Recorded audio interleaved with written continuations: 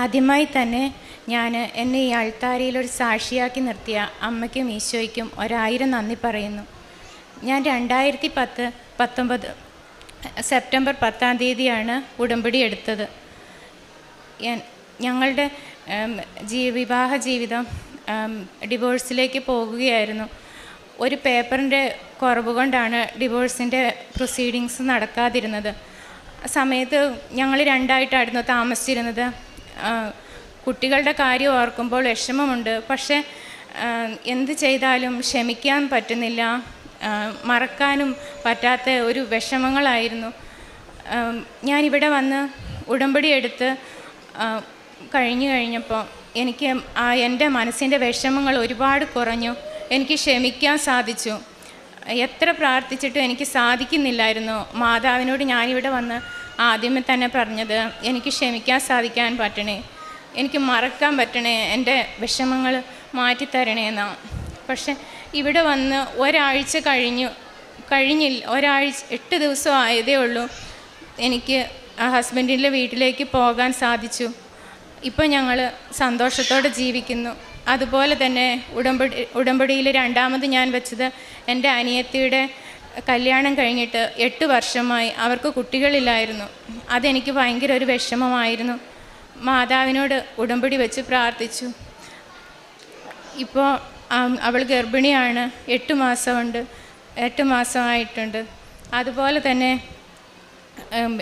എൻ്റെ ഹസ്ബൻഡിൻ്റെ അമ്മയ്ക്ക് 20 വർഷമായിട്ട് ശംഖുവേദന വരും. ഭയങ്കര വിഷമമാണ് ആ സമയത്ത് വരുമ്പോൾ. അപ്പോൾ എൻ്റെ ഉടമ്പടിയിലെ ഒരു നിയോഗം അമ്മയുടെ ആ ശംഖുവേദന മാറ്റിത്തരണമേന്നായിരുന്നു. എൻ്റെ 2ാമത്തെ ഉടമ്പടിയിലാണ് ഞാനത് ആ നിയോഗം വെച്ചത്. അപ്പോൾ അമ്മയ്ക്ക് ഈ വേദന വരുമ്പോൾ ഞാൻ പറയും അമ്മയോട്, എൻ്റെ ഉടമ്പടി പൂർത്തിയാകുമ്പം അമ്മയുടെ അസുഖം പോകും, ഇനി ഒരിക്കലും അമ്മയ്ക്ക് ആ വേദന വരില്ല എന്ന്. ഇപ്പം ഇതുവരെയും അമ്മയ്ക്ക് ആ വേദന വന്നിട്ടില്ല. ഡോക്ടർമാരുടെ അടുത്ത് പോയി, മംഗലാപുരത്ത് പോയി സ്കാൻ ചെയ്തു. അങ്ങനെ ഒരു കുഴപ്പമില്ല എന്നാണ് അവർ പറഞ്ഞത്. അതുപോലെ തന്നെ വേറെ ഒരു എൻ്റെ ഹസ്ബൻഡിന് ആക്സിഡൻ്റ് ഉണ്ടായിരുന്നു കഴിഞ്ഞ വർഷം ജൂലൈ 13-ാം തീയതി. ആ സമയത്ത് അവരുടെ മുഖത്തിൻ്റെ ഈ ഭാഗത്തെ കണ്ണിൻ്റെ താഴെയുള്ള ഈ എല്ല് പൊട്ടിപ്പോയിരുന്നു. ഇത് പൊട്ടി, ഇടുപ്പിൻ്റെ എല്ല് പൊട്ടി, കാലിൻ്റെ തൊടയെല്ല് എല്ലാം പൊട്ടിപ്പോയായിരുന്നു. അപ്പോൾ ഈ ഓപ്പറേഷൻ വേണമെന്ന് പറഞ്ഞു. കാലിൻ്റെ ഇടുപ്പിൻ്റെ അവിടെയും തൊടയിലിൻ്റെ അവിടെയും ഓപ്പറേഷൻ ചെയ്യണം.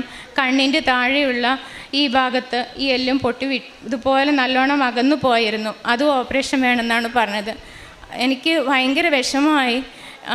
ഞാൻ ഓപ്പറേഷൻ ചെയ്ത് കണ്ടിട്ടുള്ളവരുടെ എല്ലാം ഇങ്ങനെ ഇത് കഴിയുമ്പോൾ ഒരു പാട് പോലെ ഒക്കെയുണ്ട്. അപ്പോൾ മുഖം എല്ലാം മാറിപ്പോകുമല്ലോ. എനിക്കത് ഭയങ്കര വിഷമമായിരുന്നു. ഞാൻ തൈലം തൊട്ട് പ്രാർത്ഥിക്കുമായിരുന്നു. അവർ ഉറങ്ങുമ്പോഴും പിന്നെ അവർക്ക് വേദനയാണെന്ന് പറയുമ്പോഴും എല്ലാം പ്രാർത്ഥിക്കുമായിരുന്നു. ഭക്ഷണത്തിൽ ഉപ്പ് ചേർത്ത് കൊടുക്കുമായിരുന്നു. ആ ഓപ്പറേഷൻ തിയേറ്ററിൽ കയറ്റാൻ വേണ്ടി പിന്നെ നോക്കുമ്പോൾ തൈറോയിഡ് അവർക്ക് ഒരുപാട് കൂടുതലാണ്. അപ്പം പറഞ്ഞു, ഇപ്പം ഈ തൈറോയിഡ് കൂടുതലായതുകൊണ്ട് അവർക്ക് അനസ്തേഷ്യ കൊടുക്കാൻ കഴിയില്ല, അതുകൊണ്ട് തൈറോയിഡ് കുറഞ്ഞാൽ മാത്രമേ കൊടുക്കാൻ സാധിക്കുകയുള്ളൂ എന്ന്, ഓപ്പറേഷൻ ചെയ്യാൻ പറ്റുള്ളൂ. അപ്പോൾ പിന്നെ 10-20 ദിവസം എന്തായാലും കഴിയും. അപ്പോൾ ഈ വേദന സഹിച്ചിരിക്കുന്നതുകൊണ്ട് ഞങ്ങൾ വീട്ടിലേക്ക് തിരിച്ചുപോയി ആയുർവേദ ട്രീറ്റ്മെൻറ്റ് ചെയ്യാമെന്ന് വിചാരിച്ചു. പക്ഷേ വീട്ടിൽ ചെന്ന് കഴിഞ്ഞപ്പോൾ ഈ മുഖത്തിൻ്റെ ഇവിടെ ഉള്ളതിന് ആയുർവേദ ട്രീറ്റ്മെൻറ്റും ഇല്ല, കാലിന് മാത്രമേ ചെയ്യാൻ പറ്റുള്ളൂ. പക്ഷേ ഒന്നും ചെയ്തില്ല. ആയുർവേദ ട്രീറ്റ്മെൻറ്റ് കൊണ്ട് ഫലവും കിട്ടിയില്ല. പിന്നെ ഞങ്ങൾ തിരിച്ച് 1-2 മാസം ഈ ആയുർവേദ ട്രീറ്റ്മെൻറ്റിൻ്റെ സമയത്ത് അവർക്ക് പെയിൻ കൂടുകയും തിരിച്ച് ഹോസ്പിറ്റലിൽ പോവുകയും ചെയ്തു. അപ്പോൾ അവിടെ ചെന്ന് പരിശോധിച്ച് നോക്കുമ്പോൾ ഒരു ഓപ്പറേഷനോ ഒന്നും കൂടാതെ തന്നെ അവരുടെ മുഖത്തെ അത് ഹീലായി. എങ്ങനെയായിരുന്നോ പഴയതുണ്ടായിരുന്നത് അതുപോലെ തന്നെ ആ എല്ല് പൂർവ്വസ്ഥിതിയിലാവുകയും ചെയ്തു. തൈലം മാത്രമേ തേച്ചുള്ളൂ, ഒരു മരുന്നുകളും ചെയ്തിട്ടുമില്ല. അപ്പോഴവർ ഡോക്ടർ പറയുന്നത് ആ ഓപ്പറേഷൻ ചെയ്തിരുന്നെങ്കിൽ അവരുടെ ആ കണ്ണിൻ്റെ കാഴ്ച നഷ്ടപ്പെട്ടു പോയേനെ എന്നായിരുന്നു. അത് ഒരു കാഴ്ചയും ഒന്നും നഷ്ടപ്പെടാതെ ആ പഴയ മുഖത്തോടെ തന്നെ എൻ്റെ ഹസ്ബൻഡിനെ തിരിച്ചു തന്ന ഈശോയ്ക്കും മാതാവിനും 1000 നന്ദി. ഇപ്പോഴവർ എണീറ്റ് പഴയ പോലെ കുറേ ജോലികൾ ചെയ്യുന്നു, അവരുടെ വർക്കുകളൊക്കെ ചെയ്യാൻ പോകുന്നുണ്ട്.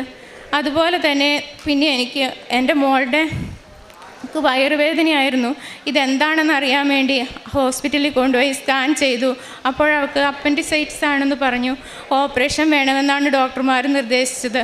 അപ്പോൾ ഓപ്പറേഷന് വേണ്ടി പോകുമ്പോൾ ഞങ്ങൾ ആ ഡോക്ടറിനെ അല്ല വേറൊരു ഡോക്ടറിനെയും കൂടെ കാണിക്കാം, വേറൊരു സർജനെയും കാണിക്കാമെന്ന് വിചാരിച്ചു. മാതാവിനോട് ഞാൻ പറഞ്ഞു, അമ്മേ കുഞ്ഞ് കൊച്ചാണ്, അവൾക്ക് ഓപ്പറേഷനൊന്നും കൊടുക്കരുത്, ഞാനിവിടെ വന്ന് സാക്ഷ്യം പറഞ്ഞോളാം.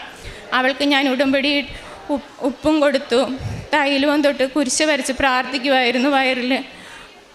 പിന്നീട് ആ ഡോക്ടറെ കണ്ടപ്പോൾ ഡോക്ടർ പറഞ്ഞു അവൾക്ക് ഓപ്പറേഷനൊന്നും വേണ്ട, അവൾക്ക് ഒരാഴ്ചത്തെ മരുന്ന് കൊടുത്താൽ മതി, അത് കഴിഞ്ഞിട്ടും മാറിയില്ലെങ്കിൽ മാത്രം ഓപ്പറേഷൻ ചെയ്താൽ മതിയെന്ന്. അവൾക്ക് അതോടെ തന്നെ അവളുടെ അസുഖവും പോയി. പിന്നെ ഇതുവരെ ആ ഒരു അസുഖം വന്നിട്ടില്ല. പിന്നെ അതുപോലെ തന്നെ അലർജിയുടെ അസുഖം ഉണ്ടായിരുന്നു എനിക്ക്. രാത്രി 2 മണിയാകുമ്പം ചുമയ്ക്കാനും തുമ്മാനും തുടങ്ങും. പിന്നെ അത് നിർത്താൻ പറ്റില്ല.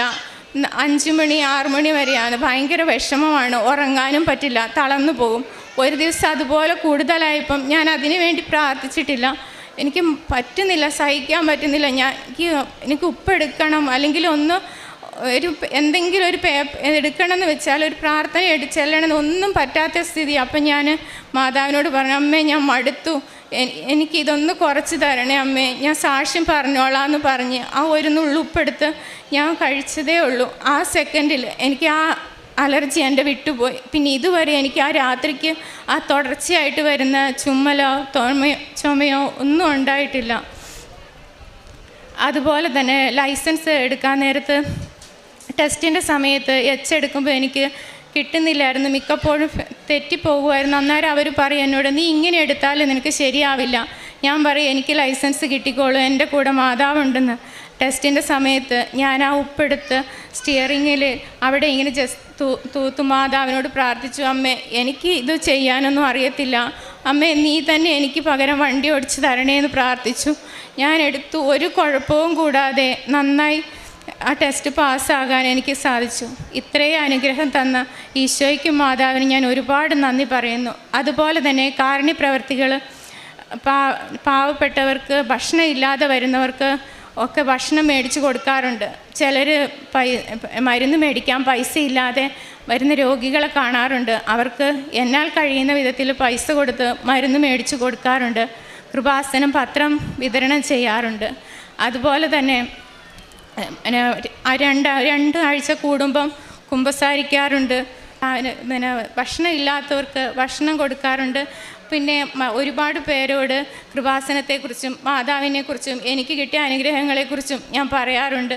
എനിക്ക് ഇത്രയേറെ അനുഗ്രഹങ്ങൾ തന്ന ഈശോയ്ക്കും മാതാവിനും 1000 നന്ദി പറഞ്ഞുകൊണ്ട്. യെശയ്യാ 41:10 ഭയപ്പെടേണ്ട, ഞാൻ നിന്നോടുകൂടെയുണ്ട്, സംഭ്രമിക്കേണ്ട, ഞാനാണ് നിൻ്റെ ദൈവം, ഞാൻ നിന്നെ സഹായിക്കുകയും ശക്തിപ്പെടുത്തുകയും ചെയ്യും, എൻ്റെ വിജയകരമായ വലത്തുകൈ കൊണ്ട് ഞാൻ നിന്നെ താങ്ങി നടത്തും. കുടുംബജീവിതത്തിൻ്റെ പ്രശ്നങ്ങളൊക്കെ ഒത്തിരിയേറെ അനുഭവിക്കുമ്പോൾ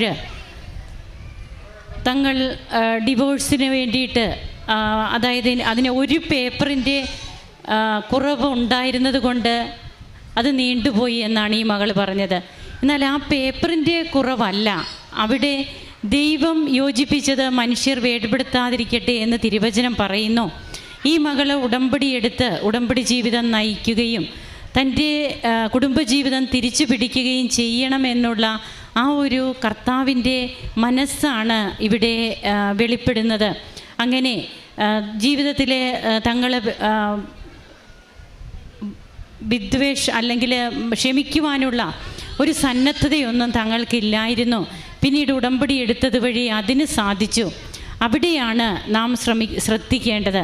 അതായത് നമ്മുടെ ജീവിതത്തിലെ എന്തെങ്കിലുമൊക്കെ കുറവുകൾ കൊണ്ടാണ് നമുക്ക് ദൈവം ദാനമായി തരുന്ന പലതും നഷ്ടമാകുന്നെങ്കിൽ അതിനാണ് ഉടമ്പടി നമ്മെ ആദ്യമായിട്ട് നമ്മുടെ ജീവിതത്തെ ക്രമപ്പെടുത്തുവാനായിട്ട് നമ്മെ സഹായിക്കുകയാണ്. അതുകൊണ്ടാണ് ഉടമ്പടി മറ്റെല്ലാ പ്രാർത്ഥനകളിൽ നിന്ന് വ്യത്യസ്തമാണെന്ന് പറയുക. അത് കണ്ടൻറ്റ് ബേസാണ്. അത് കണ്ടൻറ്റ് ബേസ് എന്ന് പറയുന്നത് അതിൽ നിയോഗങ്ങളുണ്ട്, നിബന്ധനകളുണ്ട്. ഈ നിയോഗങ്ങൾ മാത്രം നമ്മുടെ കൺമുൻപിൽ വെച്ചുകൊണ്ട് എനിക്ക് അങ്ങനെ കിട്ടണം, ഇങ്ങനെ കിട്ടണം, അത് മാത്രം പറഞ്ഞ് നാം പോകുമ്പോൾ നമുക്ക് ദൈവം നഷ്ടപ്പെടുകയാണ്. പിന്നീട് കർത്താവിൻ്റെ ഇഷ്ടമനുസരിച്ചുള്ള ഒരു ഉടമ്പടി ജീവിതമോ അല്ലെങ്കിൽ നമ്മുടെ ജീവിതത്തിലെ ദൈവത്തിൻ്റെ ഇഷ്ടമോ നിറവേറ്റുവാൻ നമുക്ക് കഴിയാതെ പോവുകയും നമ്മുടെ നിയോഗങ്ങൾ മാത്രം ദൈവത്തിൻ്റെ സ്ഥാനത്ത് നിയോഗങ്ങൾ വരുന്ന ഒരവസ്ഥ, അതൊക്കെ ബഹുമാനപ്പെട്ട VP ജോസഫ് അച്ഛൻ ഉടമ്പടി ധ്യാനത്തിൽ നമ്മോട് പറയാറുള്ളതാണ്. എന്നാൽ നമ്മെ തന്നെ വിശുദ്ധീകരിക്കുവാനായിട്ടുള്ള ഒരു മനസ്സും ഹൃദയവും നമുക്ക് വരുമ്പോൾ അവരുടെ കുടുംബജീവിതം ഈ മക്കൾക്ക് തിരിച്ചു പിടിക്കുവാൻ കഴിഞ്ഞു.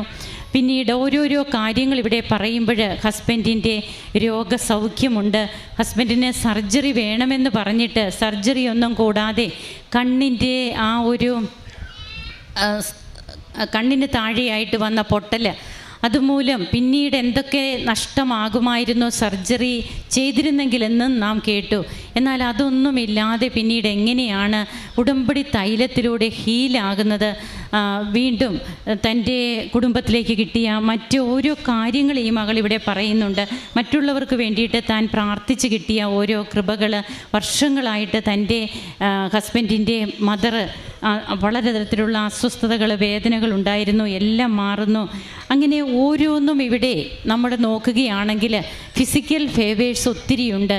ഈ ഫിസിക്കൽ ഫേവേഴ്സിനപ്പുറമായിട്ട് കർത്താവിൻ്റെ മുമ്പിൽ നമ്മെ നിൽക്കുവാൻ, സ്വർഗം പ്രാപിക്കുവാൻ നമ്മെ യോഗ്യരാക്കുന്ന ഉടമ്പടി ജീവിതം, അത് ചിട്ടയായ ഒരു ജീവിതക്രമമാണ്.